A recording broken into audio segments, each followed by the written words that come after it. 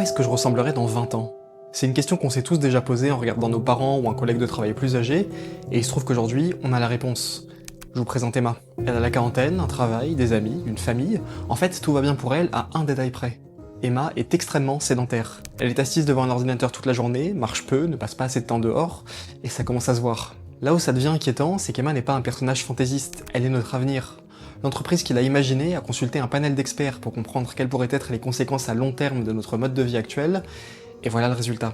Mais si Emma est dans la quarantaine d'ici 20 ans, ça veut dire qu'aujourd'hui, elle a mon âge, et qu'elle fait partie de la plus grande génération de l'histoire, la génération Z. Si vous êtes né entre 97 et 2012, vous faites partie des 32% de la population mondiale qui compose cette génération. On a grandi avec Internet et l'arrivée des réseaux sociaux, ce qui veut dire qu'on a plus d'informations que n'importe qui auparavant sur la santé, le sport, l'alimentation, et pourtant, on est aussi la génération la moins en forme de l'histoire. Comment est-ce qu'on a pu en arriver là?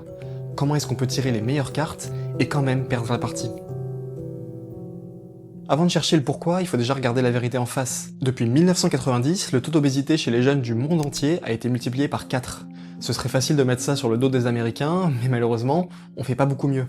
En France, l'obésité des jeunes, comme à peu près tous les autres indicateurs, sont dans le rouge. Dans les années 70 par exemple, un collégien moyen courait 600 mètres en 3 minutes. 50 ans plus tard, il est 1 minute plus lent. Je vous épargne la liste complète des chiffres inquiétants, mais la tendance est globale. On dort moins bien, on est moins actif, et les conséquences sont dramatiques.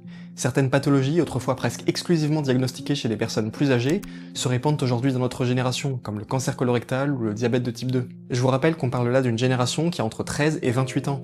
Être si mal en point si jeune, c'est grave, et ça conduit de plus en plus de spécialistes à se demander si notre génération ne pourrait pas devenir la première à vivre moins longtemps que celle de ses parents. Évidemment, il y a une explication toute faite. La génération Z est plus flemmarde que les précédentes, n'a rien envie de faire, et devrait se bouger les fesses au lieu de se plaindre et de faire des vidéos sur internet. C'est un discours qu'on entend souvent et qui peut paraître convaincant, mais il est beaucoup trop simpliste.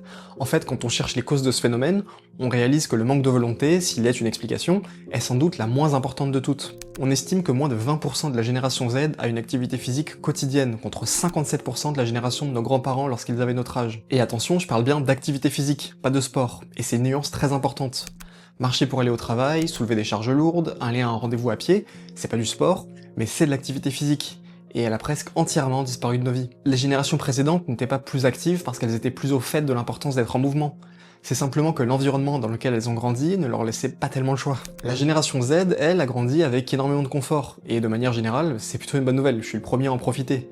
Mais chaque amélioration de notre niveau de confort s'est accompagnée d'une diminution de nos besoins d'activité. Si je veux regarder un film, je peux allumer Netflix plutôt qu'aller au cinéma. Si j'ai une démarche administrative à faire, je n'ai plus besoin de me déplacer à la mairie, et mon travail est non seulement sédentaire, mais en plus ne me demande même pas de sortir de chez moi. En fait, si je décidais de ne plus quitter mon appartement pendant 1 mois, il n'y aurait presque aucun obstacle qui m'en empêcherait. C'est peut-être très pratique, mais sur le plan sanitaire, c'est un désastre. Rester assis est plus dangereux que la cigarette et fait plus de morts que le sida. C'est pas moi qui le dis, c'est lui, James Levin, un professeur d'endocrinologie et consultant aux Nations Unies sur l'obésité. Si vous vous sentez concerné, c'est pas étonnant, parce que notre génération exerce en grande majorité des métiers sédentaires. En 2023, 79% des jeunes occupaient un emploi dans le secteur tertiaire. On parle des développeurs, des chargés de projet, responsables marketing, et tous les autres postes qui demandent plus d'utiliser sa tête que ses jambes. Alors je vois venir les commentaires disant que si on n'est pas content, ça recrute sur les chantiers, et clairement, pouvoir travailler en étant confortablement assis en intérieur, c'est un privilège. Mais on le paye avec notre santé. J'ai pris cette photo à 14h après une demi-journée de travail. Ça faisait 6 heures que j'étais réveillé, et j'avais même pas fait 600 pas. Sans la course à pied, je pourrais très facilement finir mes journées en ayant marché à peine 1 km. Si l'on ne fait pas le choix conscient de bouger, on ne bouge pas. Ça peut sembler évident, mais aucune génération avant la nôtre n'a été confrontée à cette réalité. Et le problème, c'est que la décision de mener une vie plus saine n'a jamais semblé si difficile à prendre. Nous sommes la génération la mieux informée sur ce que l'on fait de notre corps et ce que l'on met dans notre assiette. Même s'il reste encore des progrès à faire, l'immense majorité de la génération Z a au moins entendu parler des macronutriments, sait globalement quels aliments sont à éviter, et connaît 2-3 bases de l'entraînement sportif. Pour ça, on peut remercier Yuka, le Nutri-Score et les créateurs de contenu, qui ont démocratisé certaines notions élémentaires. Et pendant un temps, on a cru que ça suffirait. On a pensé que recevoir plus d'informations nous ferait automatiquement adopter de meilleures habitudes de vie. Mais on s'est trompé. Imaginez que vous soyez à la recherche de conseils pour bien débuter la course à pied et qu'on vous offre 2 options. Pendant 30 minutes, vous avez le choix entre écouter un coureur expérimenté vous exposer les fondamentaux de l'entraînement, ou bien recevoir des conseils d'1 minute de la part de 30 personnes différentes, certaines compétentes, d'autres beaucoup moins. Je suis à peu près sûr que c'est la première option qui vous aidera à y voir le plus clair, mais malheureusement, notre environnement nous pousse à choisir la seconde. Prenez n'importe quel sujet qui touche de près ou de loin à la santé, et vous trouverez autant d'avis différents que de chaînes YouTube, de podcasts ou de comptes Instagram. Dans une vidéo, un créateur vegan peut affirmer que son régime alimentaire est de loin le meilleur pour la santé, avec une étude à l'appui, avant d'être contredit le lendemain par un créateur expliquant les bienfaits d'un régime riche en viande, lui aussi appuyé par une étude. Et quelque part, ça a du bon, parce que la contradiction et le débat sont au cœur de n'importe quelle démarche scientifique.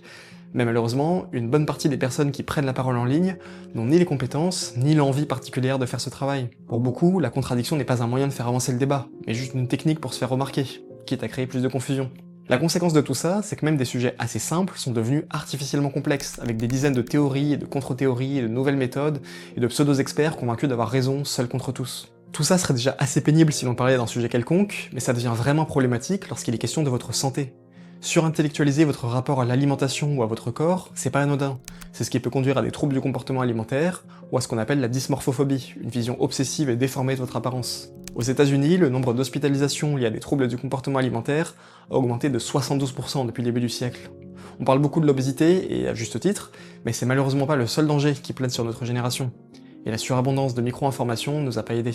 De la même manière que le catalogue de Netflix est parfois tellement large que vous savez pas quoi regarder, on a aujourd'hui tellement d'informations que l'on ne sait pas lesquelles écouter.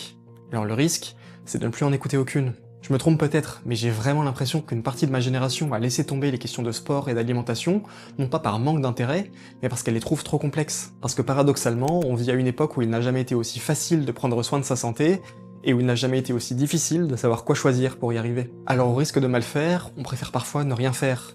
Et même quand on finit par prendre une décision, il reste un autre problème plus profond, et que l'on porte tous en nous, c'est qu'on n'est plus câblé pour attendre.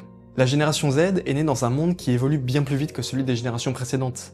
La technologie progresse à une vitesse exponentielle, la notion d'ennui a quasiment disparu, mais pendant ce temps, notre corps, lui, n'a pas changé, fonctionne à peu de choses près de la même manière qu'il y a 3000 ans. Il répond progressivement à des signaux répétés semaine après semaine, mois après mois. Quand vous faites des pompes, vous ne voyez pas vos pectoraux grossir à chaque répétition, pas plus que vous ne vous voyez mincir à chaque bouchée de salade. Développer des habitudes saines, c'est accepter qu'il y a un délai entre l'effort que vous fournissez et la récompense que vous en tirez. Mais le monde moderne, lui, nous a habitués à tout l'inverse. Grandir avec Internet et les réseaux sociaux, c'est grandir dans un monde de gratification instantanée.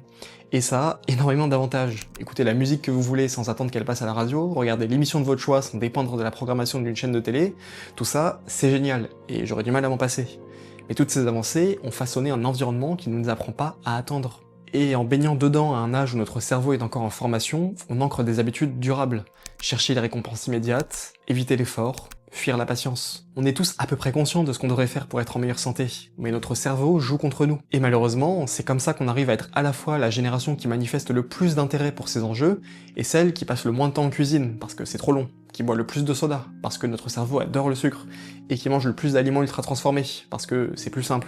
La science a même trouvé un nom pour ça, l'Intention Behavior Gap, la différence entre vos intentions et votre comportement. D'après les études menées à ce sujet, avoir l'intention de bien faire est une première étape, mais ça ne suffit pas. Dans le meilleur des cas, ça explique à peine un tiers de nos comportements liés à la santé. Pour trouver les 2 tiers restants, il faut regarder du côté de nos motivations profondes, de notre environnement, mais aussi de notre porte-monnaie. Oui, parce que bien manger et faire du sport, ça a un prix, et la génération Z n'a pas toujours les moyens de le payer. En France, c'est 53% des 15-24 ans qui sont en situation de précarité. Au même âge, aucune autre génération n'a connu un chiffre si élevé.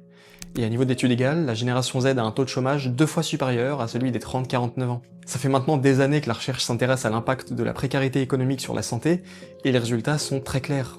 En 2009 déjà, une étude menée sur 16 pays européens affirmait que l'insécurité de l'emploi est significativement associée à un risque accru de mauvaise santé. Les raisons sont assez nombreuses, mais très simples à comprendre. Quand le budget est serré et qu'il faut choisir entre payer son loyer et son abonnement à la salle de sport, le choix est vite fait. Bien sûr, faire du gainage dans sa chambre ou courir dehors, c'est gratuit, ça demande aucun matériel, et ça peut se faire en 5 minutes. Mais il faut aussi comprendre que c'est plus facile de penser à ce genre de choses quand vous n'êtes pas constamment inquiet de savoir comment vous allez payer vos courses ce mois-ci. Et à ce propos, pour ceux qui pensent que manger sainement ne coûte pas spécialement plus cher, faut qu'on fasse un point.